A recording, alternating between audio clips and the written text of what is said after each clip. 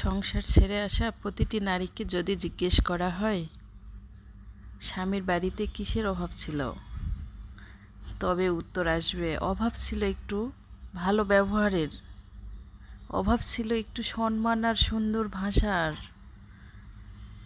মনে রাখবেন, শুধু ভাত কাপড়ের অভাবে কোনো নারী তার সাজানো সংসার ভেঙে দেয় না। বাপের বাড়ি মানুষ কি আজীবন থাকে? না, থাকে না। বাবা মা যতদিন বাপের বাড়ি প্রাণ, চঞ্চলতাও ততদিন। বাপের বাড়িতে মেয়েরা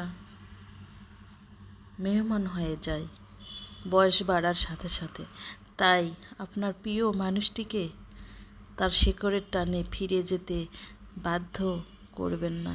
মেয়েরা কেন একটি আলাদা সংসার চায় জানেন? কারণ সেখানে কেবল ঘর থাকে না, থাকে একটু স্বাধীনতাও, যেখানে প্রতিটি কাজের কৈফিয়ত দিতে হয় না, ভাতের লোকমা গুনতে হয় না, আর কি পড়লাম কি করলাম তা নিয়ে কারো তীক্ষ্ণ প্রশ্নের মুখে পড়তে হয় না। নিজের সংসারে কাজ বেশি থাকতে পারে, কষ্টও থাকতে পারে, কিন্তু সেখানে হিসাব দেওয়ার মানসিকতা চাপটা থাকে না।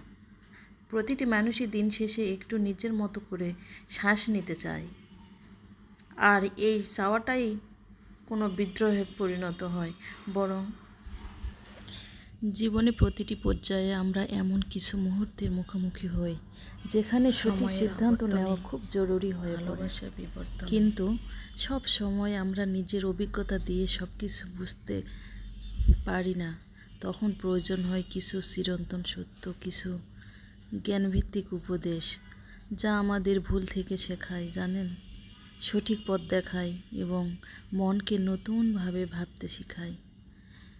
এই উপদেশগুলো শুধু বইয়ের সীমাবদ্ধ নয় কিন্তু, বা কোনো বিজ্ঞানীর কথা নয়, বাস্তব জীবন থেকেই এসেছে।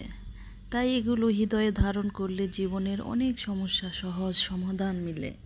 সঠিক পথে হাঁটতে গিয়ে যদি একা হয়ে যাও, ভয় পেও না, বড় অর্জন একাই আসে। তোমার আজকের ছোট উদ্যোগী কাল তোমার পরিচয়ে বড় অংশ হবে। ক্ষমা করতে শেখো, কারণ প্রতিশোধ শান্তি দেয় না, দেয় ভার, ব্যক্তিগত উন্নয়ন। তোমার স্বপ্ন যদি অন্যকে ভয় পাইয়ে দেয়, তাহলে বুঝে নিও তুমি সঠিক পথে আছো। অপেক্ষা করতে শেখো, কারণ সব ফল এক মৌসুমে পাওয়া যায় না। সবাই তোমাকে বুঝবে না, সেটাকে দুর্বলতা নয়, বিশেষত্ব ভাবো। আজকে ভালোবাসো, কারণ ভালোবাসা ছাড়া কোনো পূর্ণতা আসে না।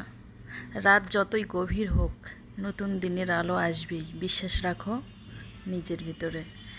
নিজেকে ছোট ভাবো না, কারণ মহাকাশের মধ্যেও ক্ষুদ্র তারা আলো দেয়। জীবনের মানে খুঁজে না পেলে কি করবে জানো? নিজেই একটি সৃষ্টি করো, তাতেই আনন্দ।